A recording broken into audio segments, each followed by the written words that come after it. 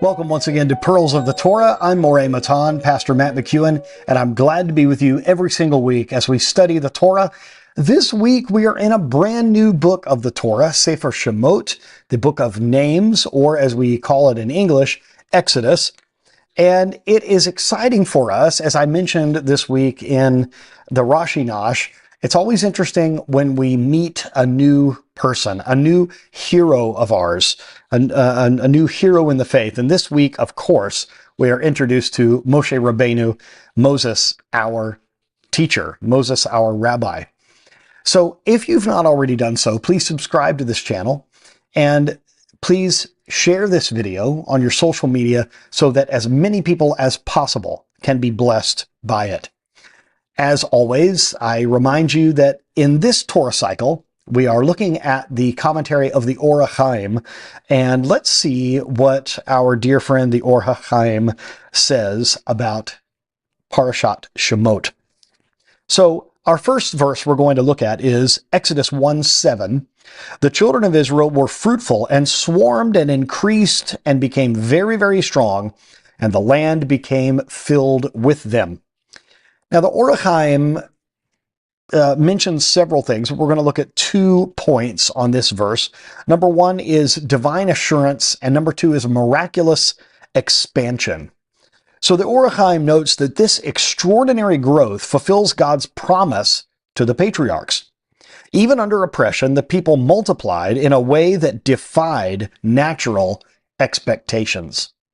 This is so important for us to know because as the promise was made to Avraham Avinu, that your children, your descendants, would be like the sand of the seashore or the stars in the sky, well, obviously, we're not able to count that high, all of the stars or all of the grains of sand. And so there had to be this miraculous expansion of the children of Israel, and that's exactly what happened.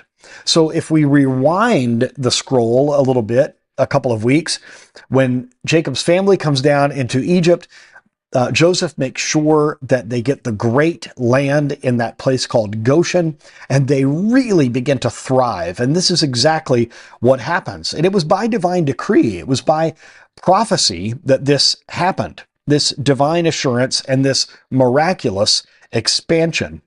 The Or HaChaim emphasizes that the Hebrew verbs describing their increase indicate supernatural blessing, illustrating that God's covenant overrides Egypt's attempts to stifle Israel. And this is something that I think that we need to bear in mind. If the Lord has spoken over us something that is going to be, it doesn't matter how much the enemy tries to attack us. If God says that it will be, then it will be, and we don't need to worry about it. This is simply something that is going to be fact because God has spoken it. Now, let's look at point number 2 with regard to Pharaoh's new decrees. Now, it says there in Exodus 1:8 and 9, a new king arose over Egypt who did not know Joseph. He said to his people, behold, the people of the children of Israel are more numerous and stronger than we.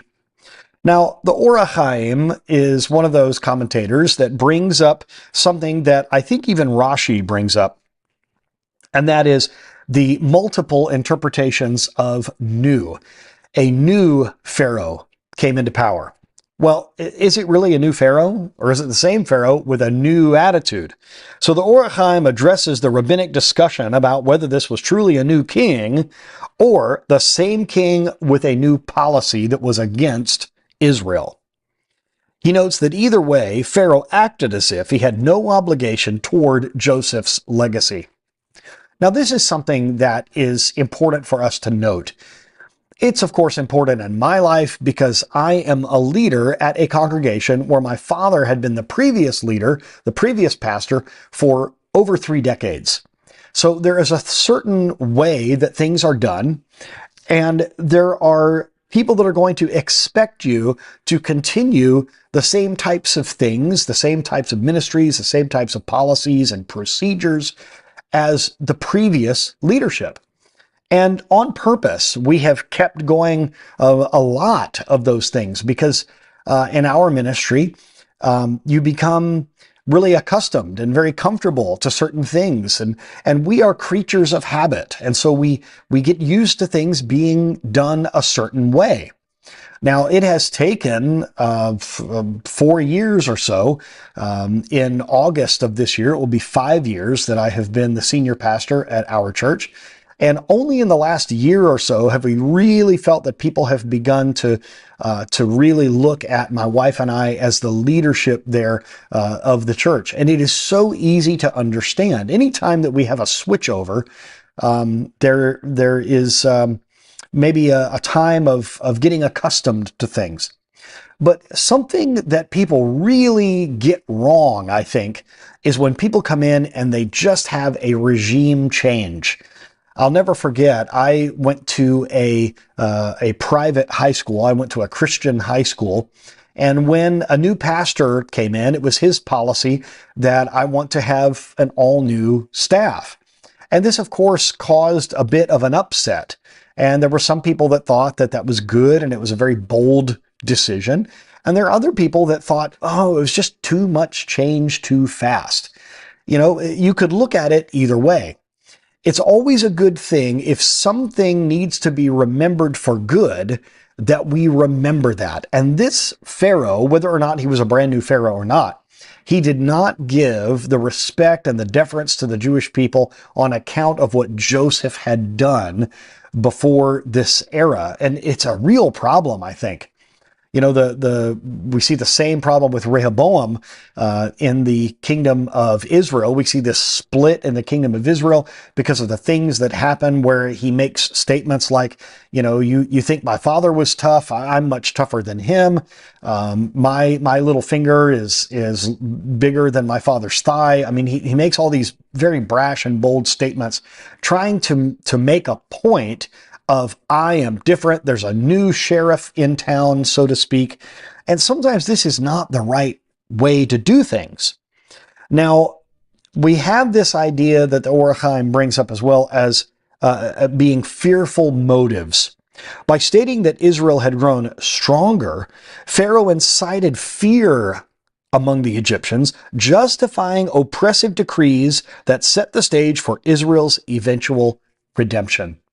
Isn't this exactly what we see in the book of Esther? You know, king, there is a people among us. They are different. They do things in a different way. They are not a part of us. They're not assimilated. Isn't this exactly what we saw in the lead up to the Holocaust? The setting up of the ghettos and things like that. There's this people over here. We need to treat them differently. We need to be fearful of them. They're causing all sorts of trouble. They're bringing in diseases. They're causing financial ruin. When we are afraid of something, then we will act toward it in a certain way. When we're afraid of a group of people, we will be prejudiced against them.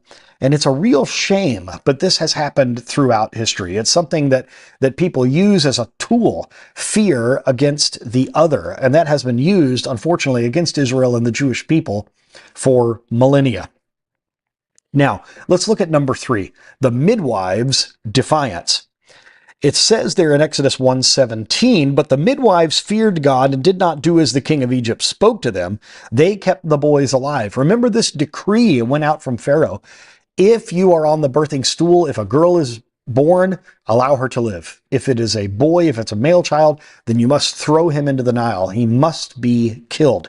What a terrible, terrible thing, a slaughter of the innocents. Now, the Or HaChaim brings up 2 things, the fear of God versus the fear of Pharaoh, and the preservation of a nation. I think I should just mention, just because it's an extra little nugget that we can really be blessed by, and that is, according to Jewish tradition, these midwives are none other than Moses' mother and sister of Yocheved and of Miriam, these 2 midwives. This is something that is really miraculous, as we see that God allowed the Jewish women to give birth quickly. They were very strong. They also, according to tradition, were giving birth to a lot of sets of twins and triplets, just having lots and lots of children. And this, of course, was part of God's supernatural blessing. Now, the fear of God versus the fear of Pharaoh. The Or HaChaim underscores that the midwives' reverence for God surpassed their fear of Pharaoh's punishment, and they were blessed because of it.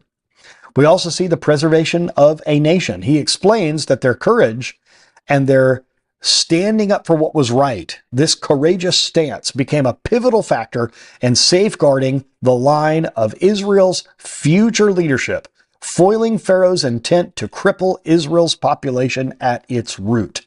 Again, the enemy attacks. God says, no, this is not what's going to happen. My people are going to prosper.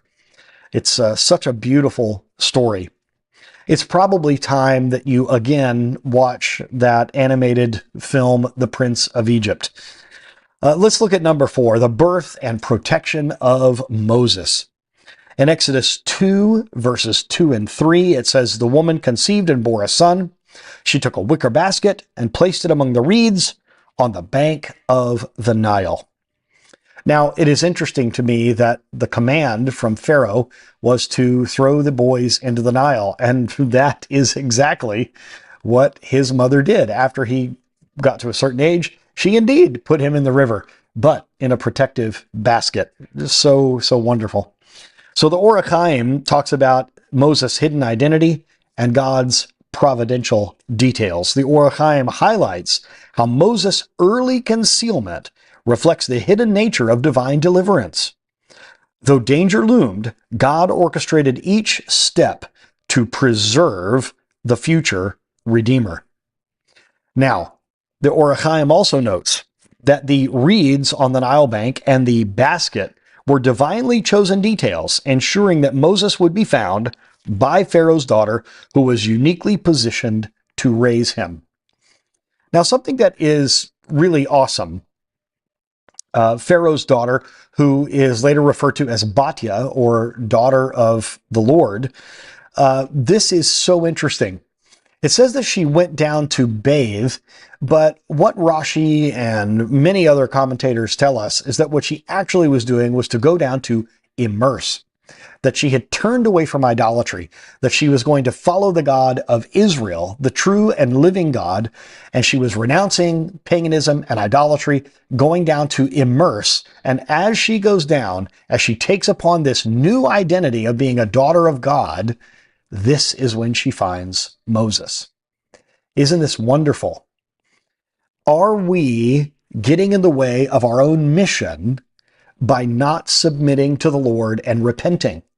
After her repentance and starting anew, she finds this very important baby.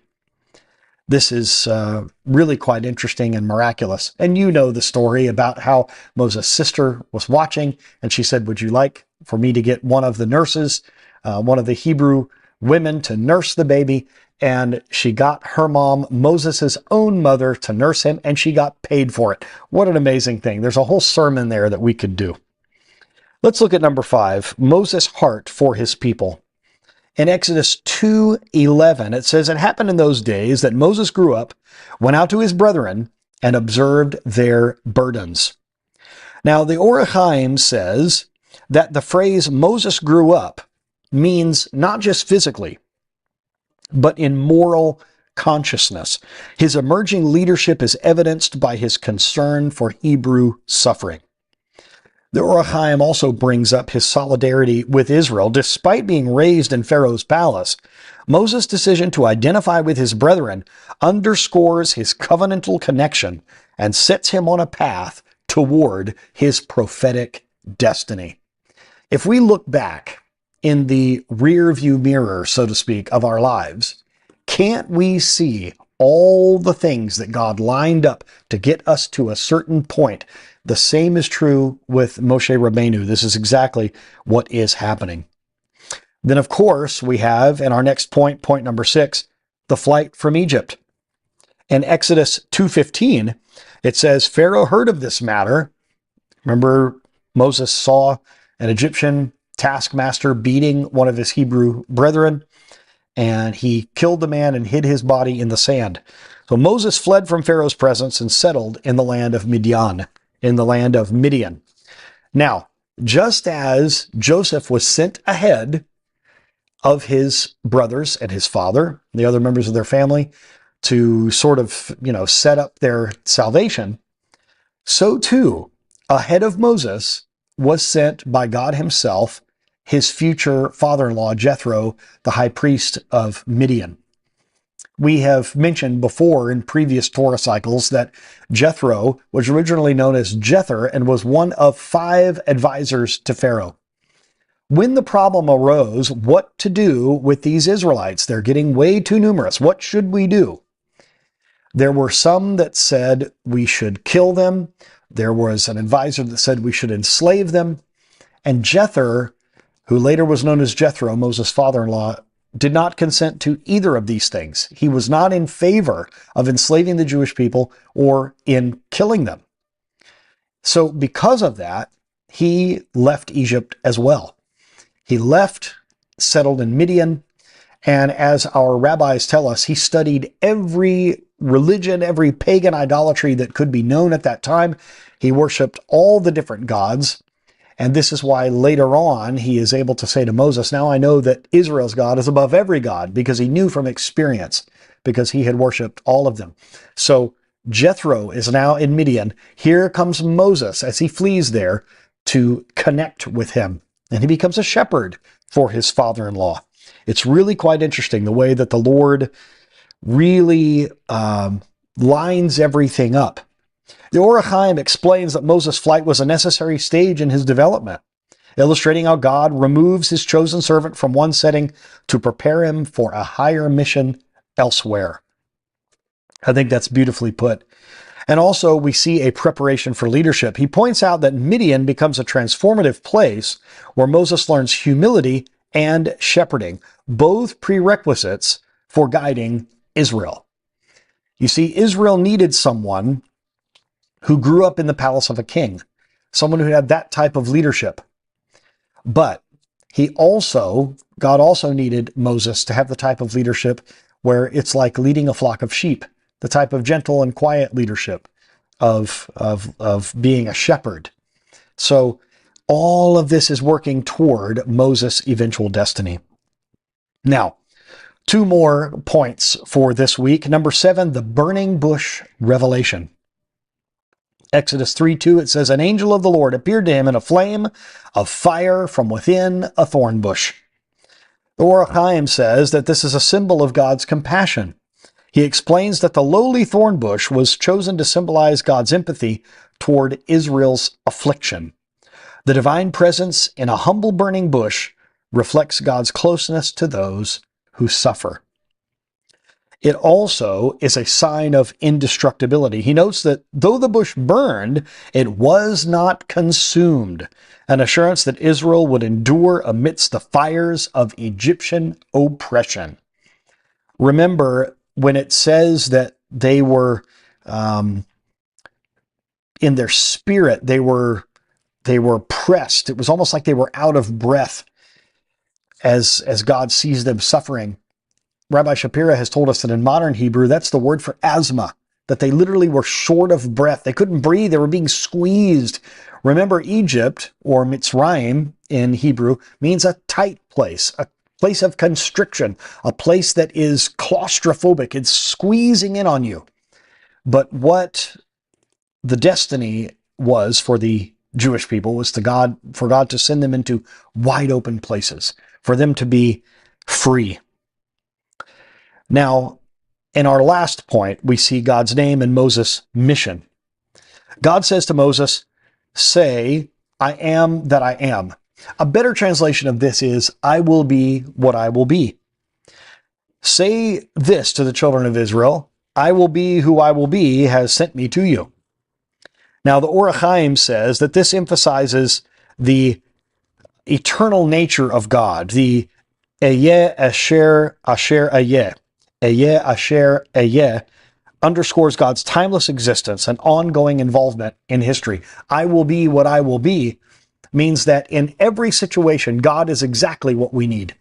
Exactly what we need. And also, we see an empowerment of Moses because he explains that by revealing this name, God equips Moses with an unassailable authority, Moses' mandate rests on the eternal, ever-present reality of the Almighty, ensuring the success of Israel's redemption. This is so important. As we are looking at this brand new book of the Torah, the book of Shemot, or names, we see that God even reveals his name to Moses. Names are very important in this week's Torah portion.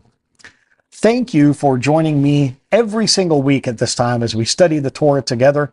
I pray that it is a blessing to you. Once again, please subscribe to this channel and share this video on your social media so that as many people as possible can be blessed by it. Please consider supporting Ahavat Ami Ministries International. You can go to ahavatami.org, which means for the love of my people, and support Rabbi Shapira and his ministry there. Please pray for us as we are about to do some travel. Rabbi Shapira is heading to Africa, to Zimbabwe, to work with the Lemba people, a tribe of people in Zimbabwe that have Jewish background, Jewish DNA, Jewish blood. And Rabbi Shapira, along with myself and my wife, Kara, will be traveling both to Australia for our conference there and to a conference in Korea. In fact, after we leave, Rabbi Shapira is staying another week to do a second conference in South Korea. So please pray for him and his continued travel. Pray for his safety, for his health, and for all of us and our leadership on the ground as we do these conferences. Many blessings to you and to all of your family. An early Shabbat Shalom to you. And we say Kol Tuv, all the best that the Lord has to you and to all your family.